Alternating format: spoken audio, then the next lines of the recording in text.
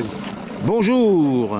Avant d'en avoir plus en détail, voilà déjà un bateau exceptionnellement rare sur les plans d'eau.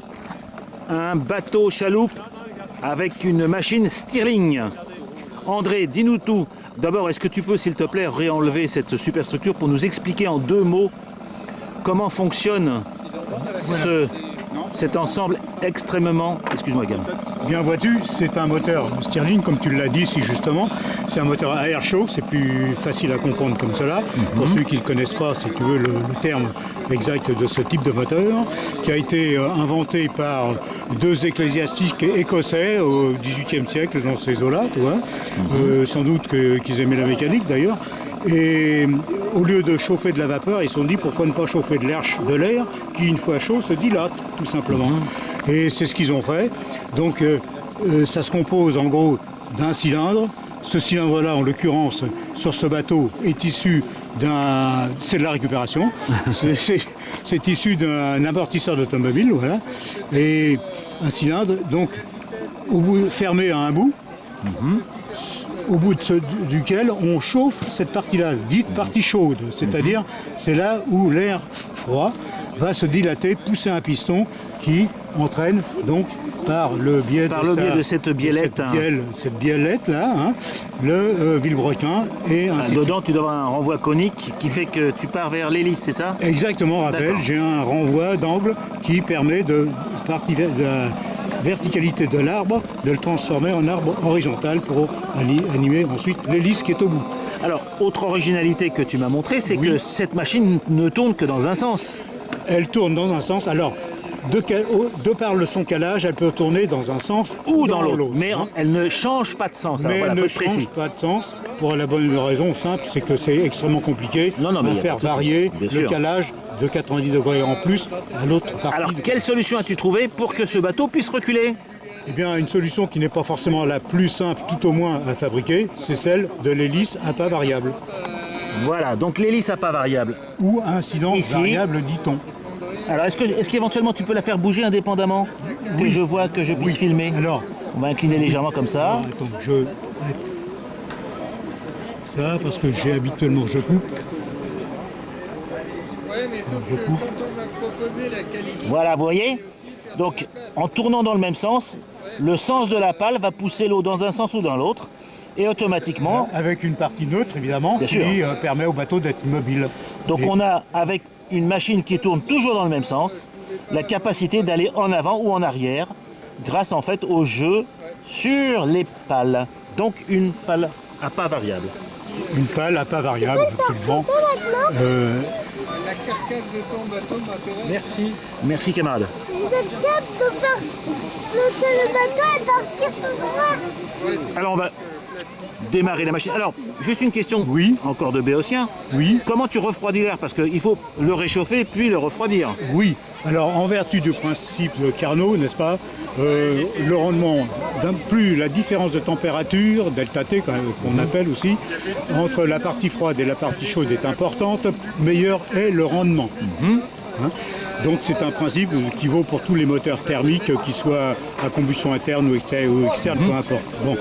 Donc là, le challenge, c'est d'arriver à obtenir cette différence aussi grande que possible. Dans cela, tu as une partie pompe. Pour cela, il y a effectivement une partie de cet air qui, après avoir travaillé, chaude qu'elle était, dilatée, elle pousse un piston. Hein, et une fois que son travail est fait, l'air étant encore chaud, cet air est repris par un second piston qu'on appelle le déplaceur. Ce déplaceur a pour fonction de déplacer de l'air. Il brasse du vent, en quelque sorte. Et cet air dit chaude, qui a été refroidi en passant par cette zone qui est refroidie par un circuit d'eau, comme un moteur de voiture, n'importe lequel, ensuite est plus apte à passer sur l'avant pour être de nouveau réchauffé et à nouveau se dilater, repousser sur le piston qui pousse l'embiellage et ainsi de suite on répète le cycle comme ça, autant de fois qu'on veut. J'ai appris que des sous-marins utilisaient des moteurs Stirling. Je crois que ce sont les sous-marins suédois Absolument. qui utilisent des moteurs Stirling. Ça prouve qu'il y a quand même un certain rendement, quoi qu'on Absolument. dise.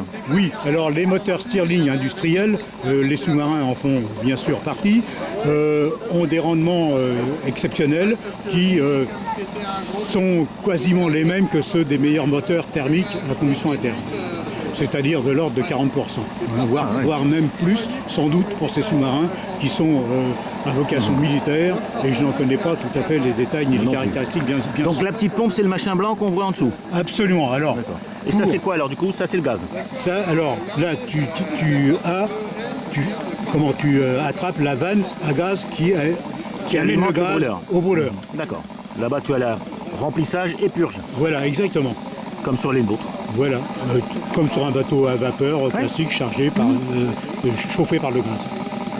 Alors, comment tu démarres? Montre-moi maintenant comment tu démarres, puisque tu vas démarrer tant qu'à faire. Le démarrage, quand tout veut bien marcher, parce que c'est un bateau de fabrication maison qui a parfois des Des caprices. hein, voilà, le mot est juste. Alors, j'ouvre le... Alors déjà, je mets la Tu avais une formation, André, d'ingénieur, non? Ou non. T'es juste un passionné, quoi. passionné. D'accord. Oui, oui. Alors, je vais donc mettre en route La pompe à eau, c'est ça? la pompe à eau, alors la radio aussi, et la pompe à eau. Alors, on va attendre qu'elle veuille bien s'amorcer. Donc il y a un... D'accord. Hein. Sinon, je l'amorce. Ben, comme font beaucoup de Tu l'as, vaporistes. ouais, d'accord. D'ailleurs, Il faut la primer, ouais. il faut mettre la turbine dans l'eau et au bout d'un certain temps, assez rapide en général, j'espère, Aussi un peu comme un stabilisateur. Parce que j'avais déjà une voie d'eau. va-t-elle sortir cette eau? Ah ben oui, elle ne peut pas sortir. T'étais pas dans le bon sens? Non, oui, elle n'était pas levée. Voilà. Voilà. Ah bah voilà, c'est parti. Voilà, c'est parti. Donc pour c'est bon, on le refroidit. refroidissement. Mais le but étant de faire tourner le moteur.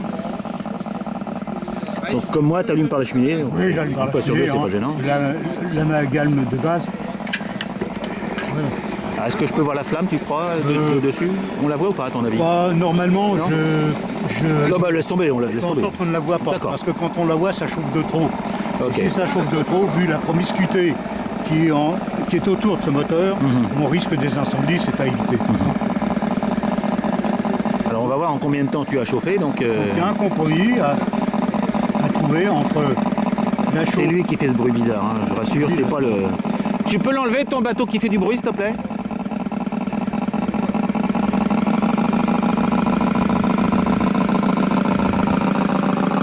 Merci. Donc ça chauffe vraiment très rapidement en fait. Oui, oui. Voilà. Et voilà, c'est parti. Donc la radio est bien allumée. Ah, il y a une sacrée puissance quand même. Moi je trouve qu'il y a une sacrée puissance. Oui, et je limite. Hein. Je limite parce que Oui, après ça pourrait être ça trop. conserve le caractère de chaloupe, d'une part, et ensuite toujours pareil, pour éviter des surchauffes. Non mais là je vois bien en plus la partie horizontale qui tourne et il y a de longs transferts dans la boîte verte. Et là c'est parti, dis donc. Ouais. Oh, Oh là là. c'est pas ce que je voulais. Est-ce que tu peux reculer? C'est pas ce que je voulais. Excuse-moi, tu m'as surpris. Ah, la pompe, elle pompe, hein, dis donc, il n'y a pas de souci. Hein. Donc là, tu joues avec l'incidence. Alors, là, j'essaye de maîtriser la bestiole. Il y a peu de place là. On va essayer de l'éloigner un peu par là. Voilà. Oh, il file. Et je te dis, Et tu as deux pales qui sont pas forcément... j'ai deux pales sur trois, quoi, parce qu'une est Ah ouais. inopérante. L'autre a été supprimée et enlevée d'ailleurs. Encore plus simple, comme ça t'évite d'avoir des ennuis Ouais. comme ça. Oh, vous aimez les risques. Oh là là là là. Ah, oui, oui. On essaye de l'éviter. Deux vapeurs qui arrivent à se tamponner sur un bateau, enfin sur un plan d'eau, il n'y en a pas beaucoup. Hein. C'est assez rare. Hein. Ah, tu reviens vers nous s'il te plaît? Oui, attends, j'essaye d'éviter les bateaux là, parce qu'ils arrivent de partout. Et en plus, toujours avec l'inquiétude quand même que j'ai, qu'il y a un arrêt intempestif, pour une raison quelconque, ce qui me fâche toujours un peu d'ailleurs, parce que lui, il vient se mettre là, C'est pas piloté. on va essayer de Ah, il marche vachement bien. Hein. l'éviter.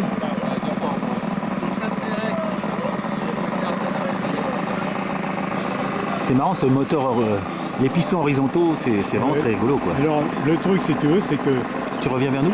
oui, j'ai l'impression que je charge un peu plus à l'arrière, tu vois, parce que l'hélice Ouais. brasse un peu d'air. Un tout petit peu, il est pas mal. Ah, ben lui, il va se remettre encore là. Oui, mais bon. Allez, reviens face à moi, voilà, comme ça, je vais pouvoir filmer. J'adore, je vois la pompe comme ça, c'est génial. Allez, tu me fais une petite marche arrière, s'il te plaît. Donc là, tu as, sans changer le sens, je le précise, c'est pour ça que les gens le voient, sans changer le sens de la machinette proprement dit, le fait d'avoir joué sur l'incidence des pales, hop, et ça repart dans l'autre sens. Hop, une brute. Bloqué, T'es en marche arrière. sur routière. Hop. Ah, elle brasse vachement bien ton hélice quand même. Hein. Ah, et le soleil qui revient après la pluie, c'est agréable. Ah, encore celui-là tout le temps. Le gars, il doit dire, il vous emmerde, lui. Aussi, il doit dire la même chose de moi. Attends, je vais me rapprocher de nouveau.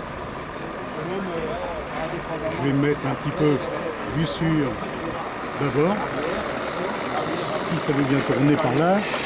Tu aimes le risque, hein. C'est-à-dire, tu sais, je suis pas un professionnel du pilotage de bateau. Mon petit avion DR400 à l'arrière, je me débrouille pas trop mal, mais là, sur un bateau, sur un cours d'eau, je suis pas toujours aussi habile que ça. Il faut dire que ça se bouscule un peu, puis il n'y a pas tellement de règles de navigation qui font que tout le monde fait un peu dans tous les sens. Mais c'est le jeu. Là, il va vachement vite là. Hein. Alors ce que j'aimerais que tu me fasses comme exercice Oui. devant moi, Oui. c'est qu'en fait la machine tourne et le bateau est arrêté. Tout simplement que tu Oui, mettes. oui, Là, voilà, bah, tu me diras on va voilà. déjà le ramener. On peut déjà le ramener si tu veux. Mais pour montrer qu'effectivement une machine peut tourner alors que le bateau reste immobile. Voilà. Tout simplement parce que les pales vont rester totalement au neutre, sans incidence. Alors pour les puristes, je rappelle que le pas, c'est la distance parcourue sur un tour, alors que l'incidence, c'est l'angle. Donc on peut parler d'hélice à pas variable ou d'incidence variable, suivant qu'on parle d'angle. D'angle ou de progression sur un tour. Donc quand j'ai un bateau qui a une hélice de 10 cm de pas, ça veut dire qu'elle tourne. En un tour, elle fait 10 cm. Le bateau avance de 10 cm, théorique. Voilà. Et on a vraiment une très belle pompe hein, qui fonctionne. Eh bien écoute, merci à toi pour cette superbe et originale machine. Et comme je dis toujours, au revoir les amis.